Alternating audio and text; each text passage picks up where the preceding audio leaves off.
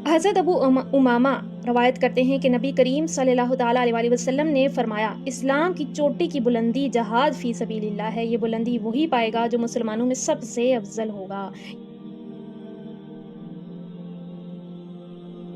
अल्हम्दुलिल्लाहि रब्बिल आलमीन वस्सलातु वस्सलामु अला सय्यिदिल मुरसलीन अम्मा बअद फ़अऊज़ु बिल्लाहि मिनश शैतानिर रजीम बिस्मिल्लाहिर रहमानिर रहीम। फ़ज़ाइल जहाद से आज हम मुजाहिदों के आम लोगों से अफ़ज़ल होने के बारे में अहादीस और कुछ कुरानी आयात सुनेंगे। मुजाहिद लोगों में सबसे अफ़ज़ल इंसान है। अल्लाह ताला का इरशाद ग्रामी है सूरह निसा, और अल्लाह ताला ने लड़ने वालों को बैठने वालों से अजर अज़ीम में ज़्यादा किया है, और उनके लिए अल्लाह ताला की तरफ से बड़े दर्जे हैं और मग़फ़िरत और रहमत, और अल्लाह ताला मुआफ़ करने वाला, रहम फरमाने वाला है। यानी इस आयत में ये फरमाया जा रहा है कि जो बैठे रहते हैं घरों में, इन्हीं बैठे रहने को उन्होंने पसंद किया और अल्लाह की राह में निकल के वो लड़े नहीं, तो अल्लाह ताला ने उनके दर्जों को बहुत बुलंद किया है और फिर उनके लिए अल्लाह की तरफ से रहमत और मग़फ़िरत भी है। हज़रत अबू सईद खुदरी रज़ियल्लाहु ताला अन्हु बयान फरमाते हैं कि एक शख्स रसूलुल्लाह सल्लल्लाहु ताला अलैहि वसल्लम की खिदमत में हाज़िर हुआ और कहने लगा, ए अल्लाह के रसूल, लोगों में सबसे अफ़ज़ल कौन है? रसूलुल्लाह सल्लल्लाहु ताला अलैहि वसल्लम ने फरमाया, वो मोमिन जो अपनी जान और माल से अल्लाह के रास्ते में जहाद करता है। उन्होंने पूछा, इसके बाद फिर सबसे अफजल कौन है? रसूलुल्लाह सल्लल्लाहु ताला अलैहि वसल्लम ने इरशाद फरमाया, वो आदमी जो किसी घाटी में अलग तलग रहकर अल्लाह ताला की इबादत करे और लोगों को अपने शर से बचाए। बुखारी और मुस्लिम में यह हदीस है। यानी इसमें साहबी रसूल ने पूछा कि सबसे अफजल कौन है, सबसे बेहतर कौन है? तो फरमाया, वो जो कि अपनी जान भी और अपना माल भी, यानी अपना सब कुछ लेके अल्लाह के रास्ते में जहाद करता है। और पूछा कि उसके बाद कौन है? उसके बाद वो है जो किसी अलग तलग हो गए दुनिया से, यानी जैसे अल्लाह के वली होते हैं जो अलग तलग दुनिया से हो जाते हैं, दुनिया से किनारा कशी इख्तियार करके सिर्फ अल्लाह की याद में रहते हैं। तो अफजल कौन है? अफजल वही है जो पहले जहाद करता है। और उसके बाद कौन है? उसके बाद वो शख्स है जो कि इस तरह से तकवा परहेज़गारी का रास्ता इख्तियार करता है, दुनिया से अलग हो जाता है। तो इस हदीस शरीफ से हमें मालूम हो गया कि जहाद खलवत और तन्हाई में इबादत से ज़्यादा अफजल है, और इसकी दलील कुरान मजीद में अल्लाह ताला का ये फरमान है, सूरह निसा आयत नंबर 95। तर्जुमा, मुसलमानों में से जो लोग किसी उज़र के बगैर घर बैठे रहते हैं और जो अल्लाह ताला की राह में जान और माल से जहाद करते हैं, दोनों बराबर नहीं हैं। सूरह निसा में रब ताला ये फरमा रहा है कि जो बगैर किसी उज़र के, सो उज़र क्या है? उज़र हमने अपनी पिछली किस्तों में सुना है कि किन किन को मुआफ़ी है, जिनका उज़र है, कोई ऐसी माजूरी है जिसकी वजह से वो जहाद में नहीं जा सकते। तो वो क्या फरमाया जा रहा है कि जो उज़र के बगैर घर में बैठे रहते हैं और अल्लाह की राह में नहीं लड़ते, तो वो बराबर कभी भी नहीं हो सकते।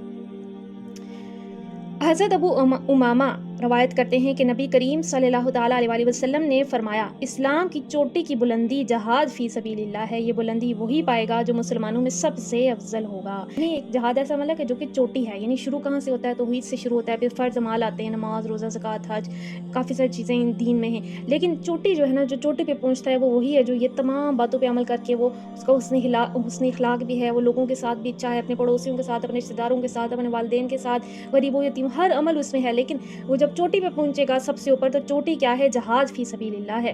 और चोटी को कौन पाएगा? जो सबसे अफजल होगा। तो पीछे हमने बुखारी शरीफ के हवाले से हदीस शरीफ गुजर चुकी है, जिसमें आप सल्लल्लाहु ताला अलैहि वसल्लम ने मुजाहिद को सबसे अफजल करार दिया है और इबादत के लिए खलवत इख्तियार करने वाले का तज़किरा इसके बाद फरमाया है। हज़रत अबू हुरैरा रज़ियल्लाहु ताला अन्हु से रिवायत है कि रसूलुल्लाह सल्लल्लाहु ताला अलैहि वसल्लम ने इरशाद फरमाया, क्या मैं तुम्हें लोगों में सबसे बेहतर मकाम वाला शख्स ना बताऊं? ये वो शख्स है जो अल्लाह ताला के रास्ते में अपने घोड़े की लगाम पकड़े हुए है। क्या मैं तुम्हें उसके बाद बेहतरीन शख्स ना बताऊं? ये वो शख्स है जो अपनी बकरियां लेकर लोगों से अलग थलग रहता है, नमाज कायम रखता है, ज़कात अदा करता है और बगैर शिर्क किए अल्लाह ताला की इबादत करता है। सुभान अल्लाह। ये भी मुस्लिम शरीफ की हदीस है। तो देखिए कि क्या फरमाया रसूलुल्लाह ने फरमाया, सबसे बेहतर कौन है? जो अपने घोड़े की लगाम ले लें। आज मॉडर्न दौर में आप कोई भी इस तरह का, जो घोड़े की लगाम से मुराद क्या है? वो घोड़ा जो अल्लाह ताला के रास्ते में जिसने निकाला है, जैसे सहाबी हैं जिन्होंने निकाले, अल्लाह के रास्ते में घोड़े निकाले और उन्होंने निज़ाम को बदल के रख दिया, इस्लामी निज़ाम ले आए। तो आज जिससे मुराद कोई भी आप ले सकते हैं, कोई जहाज़ उड़ाने वाला है या कोई भी हो सकता है, जिसके यानी जो कि निज़ाम को बदलने के लिए लगा हुआ है। और उसके बाद कौन बेहतर है? उसके बाद बेहतर वो है जो कि अलग तलग की दुनिया से रहता है, यानी दुनिया के फितने से भी वो बचा हुआ है, कि अपनी बकरियां लेकर दूर, यानी बकरियों से मुराद ये है कि वो यानी दुनिया के यानी फितने से दूर है, और अपनी फिर क्या है, अपने दीन के जो फ़राइज़ हैं उन पे कायम, यानी नमाज भी वो पढ़ता है, ज़कात भी अदा करता है, और अल्लाह के साथ किसी को शिर्क नहीं करता, नहीं अल्लाह ताला के अलावा किसी को नहीं पुकारता, खालिस अल्लाह की इबादत करता है। तो उसके बाद अफ़ज़ल वो है, यानी उसकी वजह से किसी को कोई शर नहीं है, वो अपना खैर से अपने मामलात निपटा रहा है। और दूसरा क्या है कि वो खुद भी किसी के लिए फितने का बायस नहीं बनता। حضرت ابو ہریرہ رضی اللہ تعالیٰ عنہ فرماتے ہیں کہ رسول اللہ صلی اللہ تعالیٰ علیہ وسلم کے صحابہ کرام رضی اللہ تعالیٰ عنہ میں سے ایک صحابی رضی اللہ تعالیٰ عنہ ایک ایسی گھاٹی پر سے گزرے جس میں میٹھے پانی کا ایک چھوٹا چشمہ تھا۔ وہ فرمانے لگے کہ اگر میں لوگوں سے کنارہ کش ہو کر اس گھاٹی میں مقیم ہو جاؤں تو کتنا اچھا رہے گا۔ پھر فرمانے لگے کہ میں ہرگز یہ کام نہیں کروں گا جب تک رسول اللہ صلی اللہ تعالیٰ علیہ وسلم سے اجازت نہ لے لوں۔ چنانچہ اس نے اس بات کا تذکرہ رسول اللہ صلی اللہ تعالیٰ علیہ وسلم سے کیا تو رسول اللہ صلی اللہ تعالیٰ علیہ وسلم نے فرمایا ایسا مت کرو، اس لیے کہ تم میں سے ایک شخص اللہ تعالیٰ کے راستے میں جہاد میں کھڑا ہونا اپنے گھر میں 70 سال نماز پڑھنے سے افضل ہے۔ کیا تم یہ پسند نہیں کرتے کہ اللہ تعالیٰ تمہاری مغفرت فرما دے اور تمہیں جنت میں داخل فرما دے؟ اللہ تعالیٰ کے راستے میں جہاد کرو۔ جو شخص اللہ تعالیٰ کے راستے میں اتنی دیر قتال کرے جتنی دیر میں اونٹنی کے تھنوں میں دودھ دوبارہ آ جاتا ہے، اس کے لیے جنت واجب ہو گئی۔ یہ ترمذی شریف کی حدیث ہے۔ صحابی رسول کہیں جا رہے تھے تو راستے میں ایک ایسی وادی آئی جس کا چشمہ تھا۔ سوچا میں یہاں الگ تلگ ہو کے لوگوں سے یہیں پہ قیام پذیر ہو جاؤں، یہیں پہ گھر بسا لوں، پانی بھی ہے اور یہاں پہ جو ہے کوئی کسی قسم کی ڈسٹربنس نہیں ہے، میں بس اللہ کی عبادت میں لگا رہوں گا۔ پھر صحابی نے پوچھا کہ پہلے میں رسول اللہ سے تو پوچھ لوں کہ ایسا کرنا بہتر ہے یا نہیں۔ تو رسول اللہ نے کیا فرمایا کہ تم ایسا بالکل مت کرنا۔ کیوں نہ کرنا؟ کیونکہ تمہارے یہاں یعنی تمہارے اپنے گھر میں نماز پڑھنے سے جو ہے 70 سال نماز پڑھنے سے افضل اللہ کے راستے میں جہاد کرنا ہے۔ دیکھیے کہ 70 سال تو زندگی بھی ہمیں نہیں ملتی، لیکن 70 سال نماز پڑھنے سے افضل تمہارا اللہ تعالیٰ کے راستے میں جہاد میں کھڑے ہونا ہے۔ تو مزید کیا فرمایا کہ اللہ تعالیٰ اگر تم ایسا کرو گے تو اللہ تعالیٰ تمہاری مغفرت فرما دے گا اور تمہاری جو ہے تمہیں جنت میں داخل کر دے گا۔ وہ فرمایا کہ تم اللہ تعالیٰ کے راستے میں قتال کرتے رہو۔ آپ اس سے مراد خالی کو جہاد سے مراد کوئی اور جہاد نہ لے لے، کیونکہ جہاد ہر طرح کا ہے، زبان سے بھی لسان سے بھی، ہم پہلے یہ کس میں پڑھ چکے ہیں، لیکن یہاں خاص طور پہ قتال کا لفظ آیا ہے۔ کیا فرمایا کہ جو شخص اللہ کے راستے میں اتنی دیر قتال کرے جتنی دیر میں اونٹنی کے تھنوں میں دوبارہ دودھ آ جاتا ہے، اس کے لیے جنت واجب ہو گئی۔ اس حدیث شریف میں فواق و ناقہ کے لفظ ہیں۔ فواقہ کے معنی ہے اونٹنی کا تھوڑا سا دودھ نکال کر کچھ وقفہ کیا جاتا ہے اور اس کے بچے کو اس پر چھوڑ دیا جاتا ہے تاکہ دودھ تھنوں میں آ جائے۔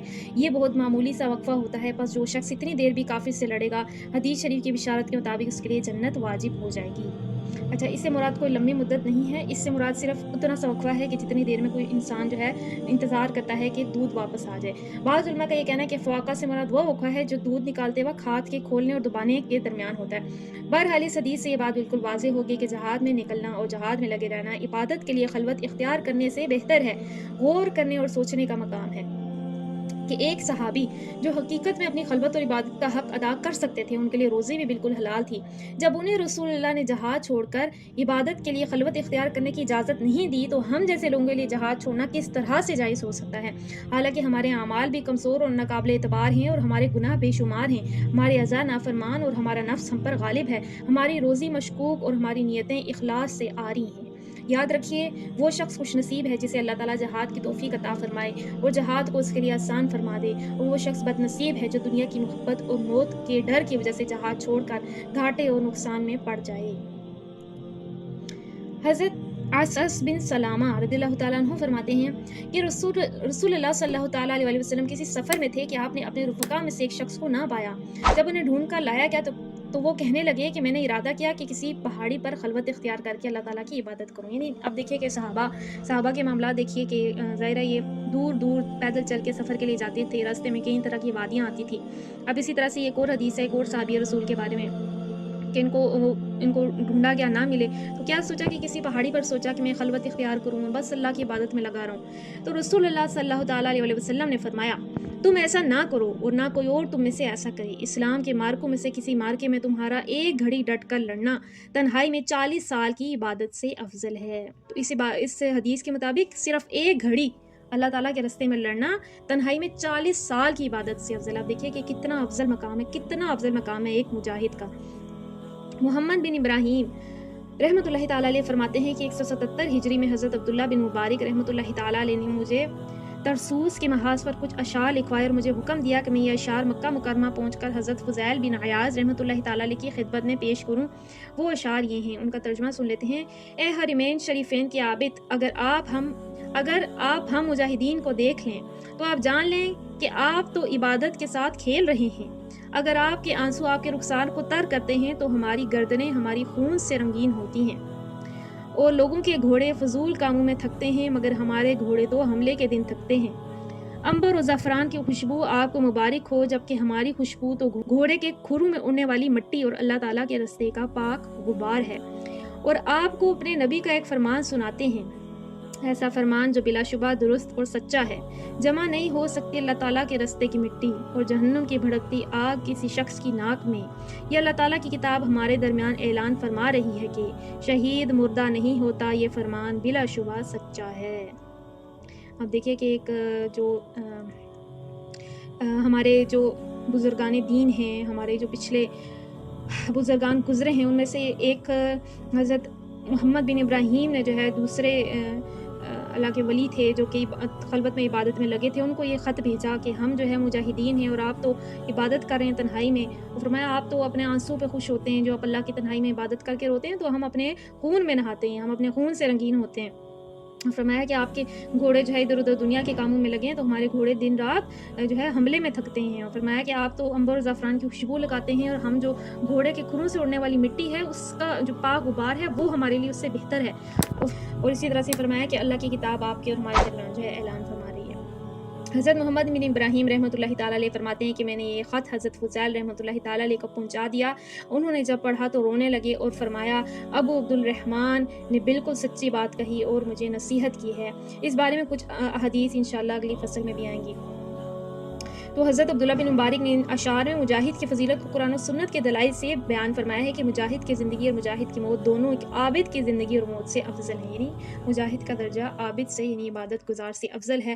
حضرت فضیل بن عیاض رحمۃ اللہ تعالیٰ علیہ جو بہت بڑے محدث اور عابد و زاہد تھے اور دن رات کعبۃ اللہ اور مسجد نبوی میں عبادت کرتے تھے، انہوں نے حضرت عبداللہ بن مبارک رحمۃ اللہ تعالیٰ علیہ کے دلائل اور موقف کو تسلیم فرمایا اور غصے میں آنے کے بجائے ان کا شکریہ ادا کیا، اور خط لانے والے کو بطور انعام ایک ایسی حدیث لکھوائی جس میں مجاہد کی فضیلت کا بیان ہے۔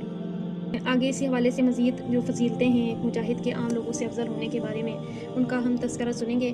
اللہ تعالیٰ سے دعا کرتے ہیں جو ہم نے سنا اسے ہمیں سننے سمجھنے یاد رکھنے کی توفیق عطا فرمائے، اس سے ہمارے علم و عمل میں اضافہ فرمائے اور ہمیں بھی یہ فضیلتیں پانے کی توفیق عطا فرمائے۔ آمین بجاہ النبی الامین صلی اللہ تعالیٰ علیہ وآلہ وسلم۔